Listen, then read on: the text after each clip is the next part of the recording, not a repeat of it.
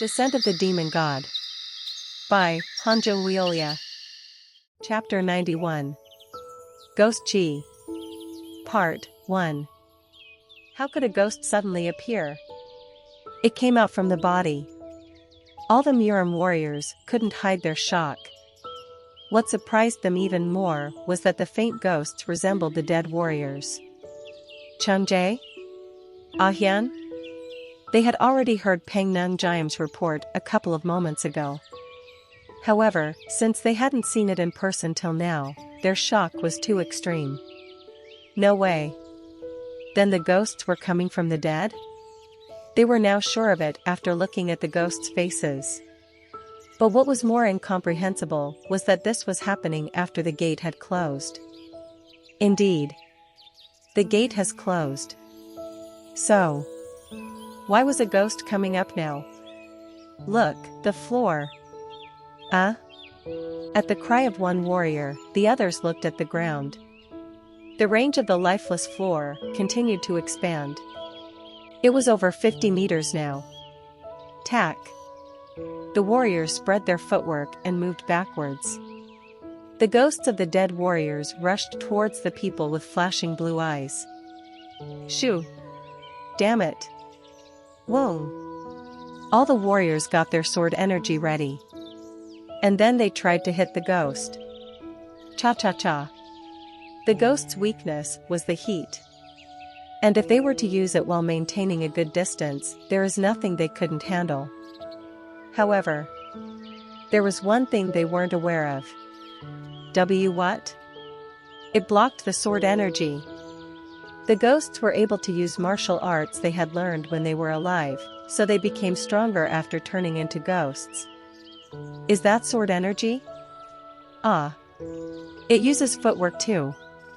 They grew more confused when they saw ghosts unfold martial arts. Normally, people would tend to jump around when unexpected things happen. However, the warriors responded by creating a distance between them and the ghosts, which were coming for them. Chong. How in hell are they unfolding the swordsmanship? The ghost warriors were crazy scary beings. By condensing the hazy white particles, they were even able to block the sword energy. Shoo! In addition, since their bodies were all ghost-like and couldn't be touched, the warriors had no other choice but to perform their footwork. Pack. Quack. The first victim for the ghost warrior fell. While competing with the ghost, the warrior's hand touched it, and he died. Be careful not to touch it. Damn it. Don't go in alone. Let's work together. I will block the front, so aim at them from behind. Alright. However, when it came to numbers, the warriors were at an advantage. There were only 5 ghosts, when the Murim people were about 24, excluding their leader, who was far away from the factory. The Murim people, who were confused, slowly calmed down and found a solution. Humph. Chuck. 2 ghosts died. Excited, the warriors shouted. There is nothing I can't deal with if I pay attention to not being touched. I am glad that Ahyan's skills are lower than mine. The warriors learned one thing about the ghosts they were dealing with. Ghosts could perform martial arts that they learned when they were alive, but their ability to use them was relatively low. And when numerically expressed, the power was decreased to about 50 or 60%. That was partially balanced, thanks to the touch death skills. However, when going against a huge group of people, the ghosts didn't have an advantage. Get rid of the rest of them quickly. Whup. Quack. Someone put a sword into the chest of the warrior. He looked to see Chenyan. Yo. There was one thing I wanted to check. What are you say? Before he could even finish his words, a gloomy blue light shone from the sky demon sword in Chenyan's hands. Whoa! Quack! At that moment, the body of the warrior turned pale and lifeless. Shoo! As he drew back the sword, the warrior fell to the floor. The other people couldn't hide their shock at the sudden attack. What is he doing? Shoo. An amazing thing happened. From the dead Miriam's body, something hazy came out. A ghost. The ghost with bright blue eyes looked at Chenyan and bowed, as if it considered him his master. I see this is how it is. Chenyan nodded his head. On the other hand, the warriors, who saw it, realized one thing. He is the one making ghosts. How is he doing this? The ghost was an entity that came from the gate. But they hadn't heard anything about a human controlling it. Making a ghost? Budukyan, who was on the other side of the factory, was shocked. He was observing the situation from afar and was convinced that Chenyan's sword was the one that had done this. However, in the beginning, he thought that it was a coincidence when the warriors turned into ghosts. Now, he was sure. Who the hell is he? Budukyan was curious. He was hesitant to step in and help them. If the man had the ability to create ghosts, then it was a matter of killing him, but something felt weird. But the way he just moved. It was so fast that he didn't see Chenyan move. Budukyan was a superior master, and he couldn't see the movement. That meant that the opponent was someone who was on a higher level than him. Budukyan looked at the S-class core, which was still on the floor. The opportunity to have it was rare. Should I just grab it and run away? The opponent was busy with the warriors. This could be his chance. No, what do I do if he gives up the fight with them and pursues me? Budukyan was a man of rational judgment. Never do something unless he had a certain chance of winning. Budukyan put his hand in a bag at his waist and fiddled inside. It was a small stick about the size of a pen. Der pencil. This specially crafted object was a modern item. And if the button was pushed, the ammunition inside would detonate, and hundreds of needles would fire at an incredible speed at enemies within 5 steps. What was more amazing was that each needle was a bomb. A descendant of the Dang company of the Tang clan had made this self-defense weapon.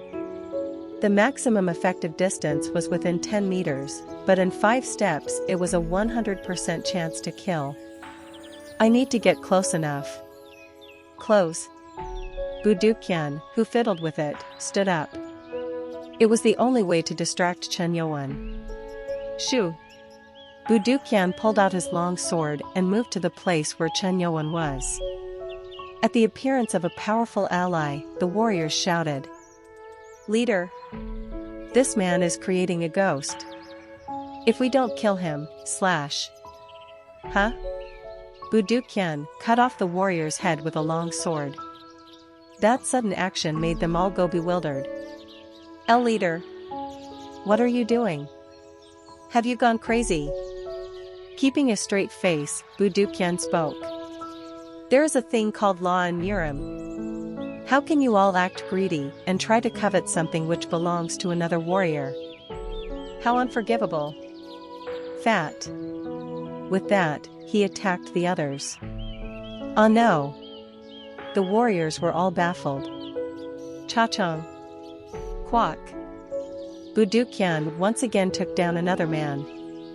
Damn it.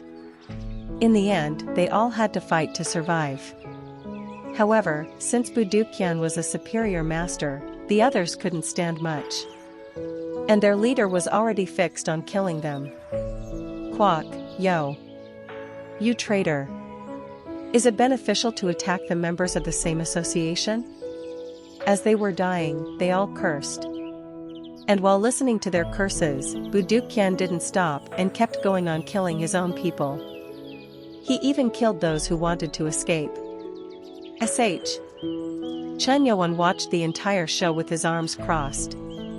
Budukyan, who killed the last warrior, sheathed his sword. Chenyan asked. Weren't you on the same side? Yes. He answered without lying. Chenyan asked, looking at the man. Yet you killed them? Thud. Budukyan knelt on the floor, and bowed low enough for his head to touch the floor. I made sure they paid the price for attacking and falling into their greed. And you want to live in return for that? You are strong enough to kill everyone, including me. As a rational warrior, I want to serve you, who is strong. Budukyan lowered and expressed his intentions of becoming Chen Yuan's subordinate.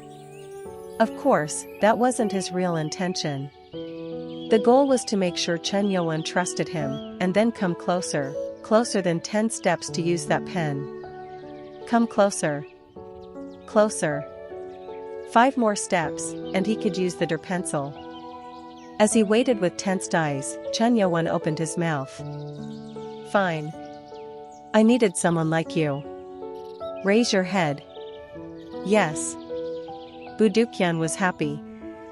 Now all he had to do was make Chen Yuan get closer to him. For the first time, he calmed his face and raised his head without showing any expression. It was then. Puck. Quack. Something pierced his chest. It was the Sky Demon sword. Why, you accepted me. Budukyan looked at Chen Yuan as if this was unfair. To that, the answer was. I accept you, as a ghost. What? Budukyan's eyes widened. He hadn't expected such a turn in the situation. The gloomy light on the sword passed through his chest. Brrr. Yuk. Cook. Convulsions spread all over the body, and his body began to turn weak and pale. The dead man bowed his limp body. Roll. The pencil he was holding fell from his hands, without being used. Shoo. And a ghost appeared from the body. The distance was long. Chen Yuan checked to see if he could freely use the powers in the sword. The experiment was successful. Because of the sword heart, which was like a connection between him and the sword, he was able to use the skills of the sword without touching it. Shoo. Chen Yuan reached out, and the Sky Demon energy in the body of Budukyan came back. And as he grabbed onto it, the eyes of Chen Yuan shone blue. Goo. When he looked at the ghost, which came from the body, he could see the blue light turn stronger. This ghost was brighter than the other ones. The stronger the ghost, the brighter and darker the light. This was something only Chen Yuan could see. This ghost of Budukyan was much stronger than the others. Even if the ghost was weaker in strength, the brightness it had seemed like he was at the beginning of superior level master. Tack. Chen Yuan put his sword on the floor and gave an order. Come in. As soon as the order fell, the ghosts approached them and then went into the Sky Demon sword. This time, Chen Yuan held the sword in the opposite direction. And the 4 ghosts came closer to it with an eerie energy and went inside. But Chen Yuan didn't seem shocked. Done. The ghosts could be put inside the sword and then summoned out, unless it was destroyed. What was strange was the illusions that he had seen. Another ability. Come out. Shoo. The ghost of Budukyan came out. Chen Yuan put his hand on the head of the ghost. Normally, when a living person would come into contact with the ghost, the body would turn pale and lifeless, but in this case, Chen Yuan's hand turned blue. Whoa! And then a blue light penetrated him. As the light completely entered, thoughts entered Chen Yuan's head. The illusion looked like a film being played through someone else's view. Huh. Should I take it and run away? No. What if he gives up fighting with them and pursues me? The descendant of Dang of the Tang clan made. Closer, come closer. The voice of Budukyan. Shockingly, they were the last line of thoughts he had. It wasn't long, but everything he was thinking after Chen Yuan appeared was there. Shoo. Chen Yuan reached out somewhere, and the small pencil which had fallen to the floor got pulled in his hand. It was because he heard the thoughts. Reading the memories before death. How useful. Chen Yuan smiled. This was an unexpectedly satisfying ability. No need to waste time on torture. Chapter 92. Ghost G. Part 2.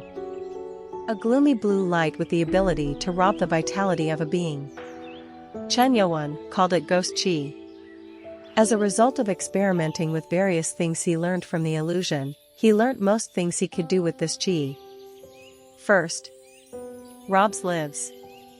If an opponent was stabbed with a sword, his life could be taken away. Second, those without vitality are turned to ghosts. And those ghosts could exert around 60 to 70% of their abilities. Normal ghosts were vulnerable to heat, but Muram class ones could resist that to some extent. They could even block the attacks if the ghost was a super master. Third, a ghost can be placed inside the Sky Demon sword. The created ghosts could be stored in the sword. It meant that it could be stored semi-permanent. In a way, the more the ghosts, the more troops he had. The only downside was, once it vanishes, it is gone. It was still not known how many ghosts could be put inside his sword. Fourth, reading the memories of the ghosts. Reading the thoughts of the ghost before death. The sights it had seen and the situations it had been through. Not all the memories though. He could see about 10 to 15 minutes before death. It was a bit unfortunate, but good enough for Chenyan. That is all I could know for now. However, seeing that it was able to create the ghost without touching the sword, there could be other abilities too. And he would gradually figure it out. Chenyan carried the special der pencil and the S-class core in his waist bag. He then asked, "Nano, have you finished analyzing the smartphone?" As a result of analysis, there is no data related to the headquarters of Blade 6. Chenyan read the memories of the ghost. And he found out that Budukyan is the president of an affiliate of Blade 6. And seeing how he wasn't using that technique, he couldn't have been an executive at the headquarters. The man didn't seem to be aware of Blade 6 techniques. If he did, then Chenyan would have recognized him right away. There was nothing about Blade 6 in the phone since this man wasn't related to the executives. Well, it doesn't matter. Anyway, Blade 6 headquarters was open to the public. Unlike the past where Chenyan had to go through a lot of trouble to know where their clan base was, in the current era, they were visible to everyone. And the same was the case with the Muram Association. The more interests one had, the more exposed their organization would be. The problem here is the MS Group. The MS Group, Chenyan had no clue about them. If one tried to divulge even the smallest information, their bodies melted. It was difficult to even find clues regarding them, since they left no traces behind. But things were different now. Memories of the dead. A useful tool. Should I head to Hubong now? Chenyan opened his energy senses and traced Hubong. Normally, Chenyan could feel up to 2 kilometers away, but since he reached Heavenly Master level, he could feel up to 15 kilometers. Of course, he could sense farther too, but the farther it went, the harder it was to know. Huh? Chenyan frowned. He thought that they would be within 2 kilometers even if they went far. However, Hubong's energy was coming from 13 kilometers to the south. It was close to the outer wall. Already? Did he get into a car? Otherwise, going that far with the survivors seemed impossible. However, it wasn't just the survivors. There were many energies around them. Fat. Chenyan immediately moved to that place. About 3 kilometers from the south gate of the wall. 10 military trucks and 5 aircraft were parked. About 300 infantrymen had their machine rifles aimed at Hubong, Mun Ranyang and the other survivors. "How dare you do this to my son?" The person who was shouting in anger towards them was Cho Hyung Mo, the head of internal security. Next to him was the commander, Mak Wu Chong, who couldn't hide his shock. "Huh. I am going crazy." Mak Wu Chong glanced behind him. There was a dead body with blood all over it. It was Cho Hyung-amo's son, Cho Hyung-man, the head of the planning department of Datong City. How did this happen? Mak Woo-chong shook his head. How did it happen? It started with the radio, which came in when the gates were closing. This is the latter group. The condition of the rescued one is critical. Mak Woo-chong, who heard it, hastily formed a team and rushed for the wall to retrieve them. And when they arrived, the man was dead. Hearing about what happened before and after the incident from the 4 warriors who brought the body, Cho Hyung-amo was angry. He was killed by a warrior. A warrior said it was a warrior who had seriously injured his son. They said that they managed to escape because of the help from their leader Hong Pao-sun and others who were fighting the ghosts. These bastards. Naturally, Cho Hyung-amo asked the commander to arrest the people. But an odd thing happened. A military truck with survivors had appeared from the same direction, and the person who killed his son was in that truck. Kill those bastards who killed my son, Commander. Cho Hyung-amo recklessly insisted. As a result, Hu Bong began to get angry. Honey. It seems impossible to reason. Sigh. Mun Ranyong sighed at the situation. While leading the survivors, she found a military truck and brought them to the south gate, which was the safest place. And once she dropped the people, she wanted to return to Chenyan, but then this happened. Commander. What are you dazing around for? Give the order to kill them right away. Cho Hyung-amo yelled.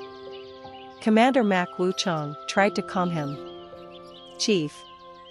They are civilians, and with procedure, they need to be arrested and investigated. What nonsense are you saying? It is clear that he killed my son. What is the need for investigation? 5. The order to kill. At Cho Hyung-amo's words, Mak Woo-chong was sweating. Full of anger for losing his son, the man was unreasonable. If you act like this, I won't stand still. Do you know that my junior is the Deputy Director of National Defense? At that, Mak Woo-chong bit his lips. This was the reason he couldn't speak back to the man at all. It was because both departments were closely related. Cho Hyung-amo was powerful. What do you want to do? I understand.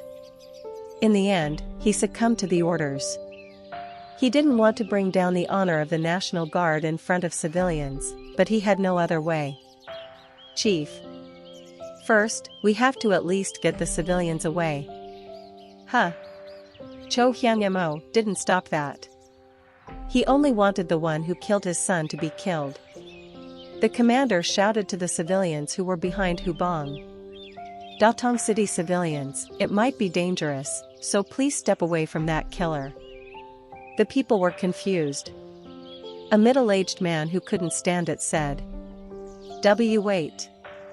There seems to be some misunderstanding on the defense side. If you don't move, you might get hurt. At Mak Woo-chong's warning, the middleman asked Cho Hyung-amo by pointing to the dead man.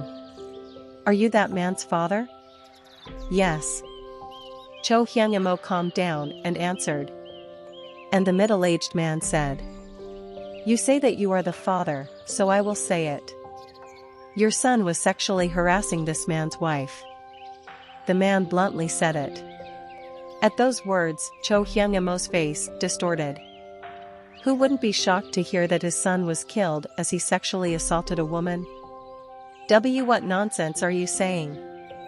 At that time, the woman who was beaten by his son stepped up and said, It is something we all saw. Your son molested this wife, and we were there. How can you even try to kill them without asking what happened? Right. You are all being too much. The survivors voiced their displeasure and defended Hu Bong.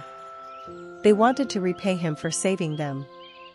Hu Bong licked his lips at this new feeling, which wasn't bad. On the other hand, Cho Hyun-amo didn't like it. One of the survivors said that his son harassed a woman and died. As a parent, it was humiliating. Grunt. Cho Hyangmo grunted his teeth as he stared at the people collecting his son's body.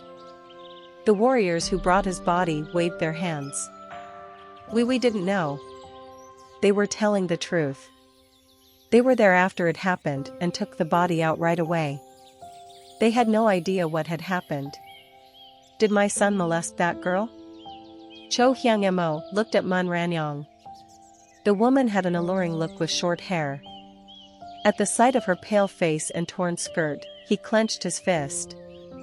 Hyangman, that bastard. He was the father of Cho Hyangman. He raised him till he was an adult, so he knew what kind of person his son was.